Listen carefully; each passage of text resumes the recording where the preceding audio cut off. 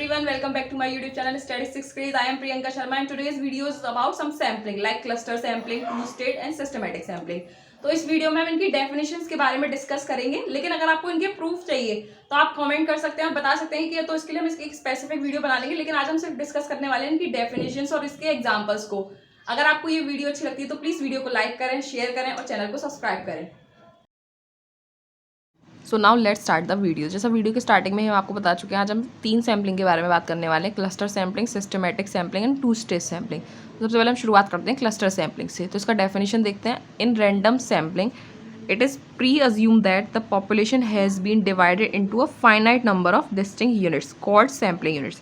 तो किसी भी रैंडम सैम्पलिंग में अगर हमारे पास प्री अज्यूम रह रहा है कि population has divided into finite number of units called sampling units, जो प्री अज्यूम करके हम जो यूनिट्स होती है पॉपुलेशन को हम डिवाइड करते हैं फाइनाइट नंबर ऑफ यूनिट्स में, उसको हम सैम्पलिंग यूनिट बोलेंगे। And these sampling unit are also called element of the population. For sure जब वो पॉपुलेशन में से ही हम सैम्पल ड्रॉ कर रहे हैं तो these sampling unit are the also called the element of population and a group of such element is known as cluster. तो जो सैम्पलिंग यूनिट्स का जो ग्रुप रहेगा उसको हम बोलेंगे क्लस्टर।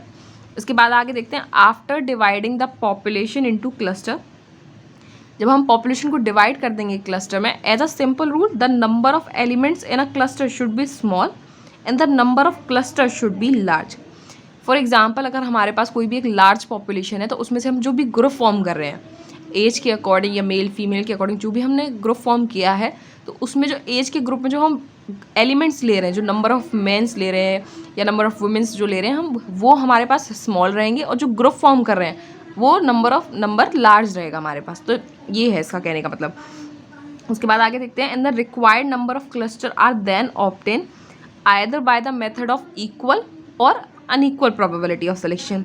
किसी भी मेथड से सिलेक्शन कर सकते हैं, इक्वल और unequal probability of selection. And in this cluster is treat is as sampling unit, और ये जो क्लस्टर होगा वो ट्रीट किया जाएगा as a sampling unit. And such type of sampling unit is called cluster sampling.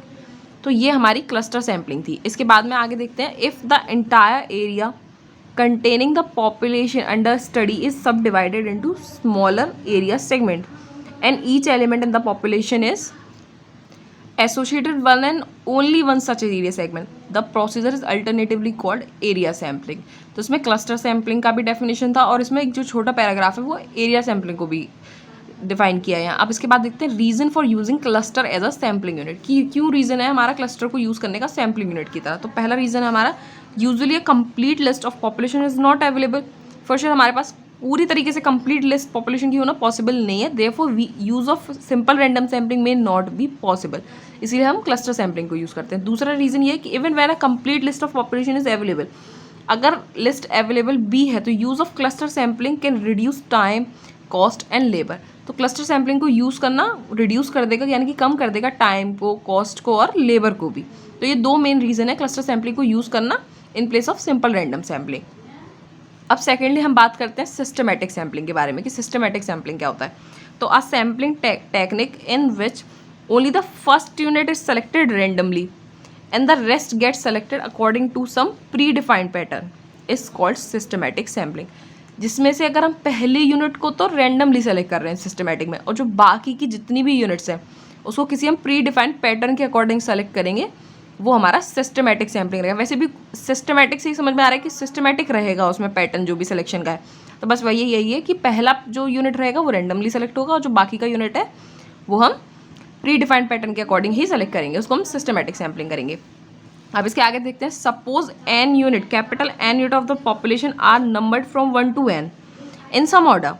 किसी भी ऑर्डर में हमने 1 to n यूनिट्स को पॉपुलेशन की नंबर दे दिया उनको 1 to n, and let capital N equal small n k, where n is the sample size. जो स्मॉल एन रहेगा वो सैम्पल को रिप्रेजेंट कर रहा है, कैपिटल एन पॉपुलेशन को रिप्रेजेंट कर रहा है, and k equal capital N by small n is called sampling interval.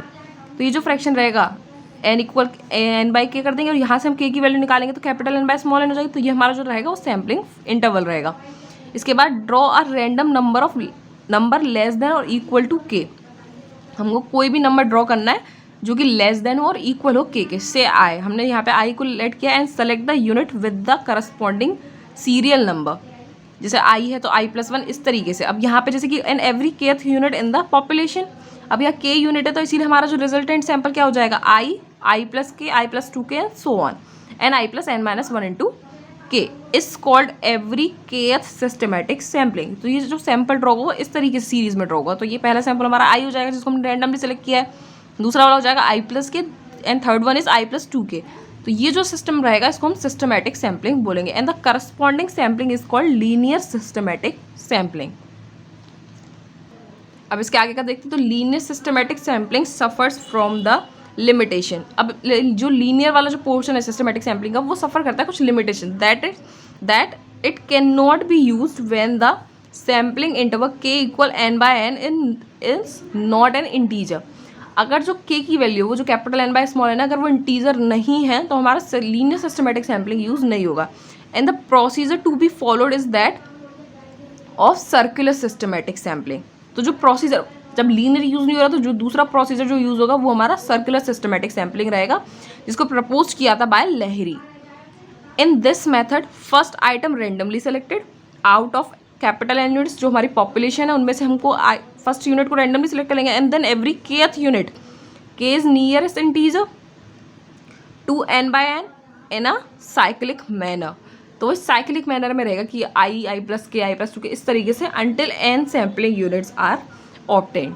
तो ये था हमारा सर्कुलर सैम्पलिंग का। लीनियर सैम्पलिंग अगर हमारी यूज़ नहीं हो रही है, अगर वो इंटीजर नहीं है की वैल्यू, तो हम सर्कुलर सैम्पलिंग को सिस्टमेटिक सैम्पलिंग को यूज़ करेंगे। आई होप आपको ये दो मेथड अच्छे से समझ में आ गए। अब हम बात करते हैं थर्ड मेथड के बारे में।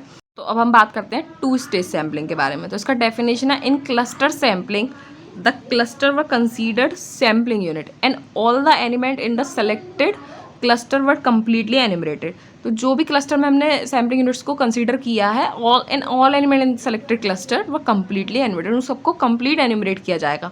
And this method of sampling is economical under certain condition but it is generally less efficient then sampling of individual unit directly.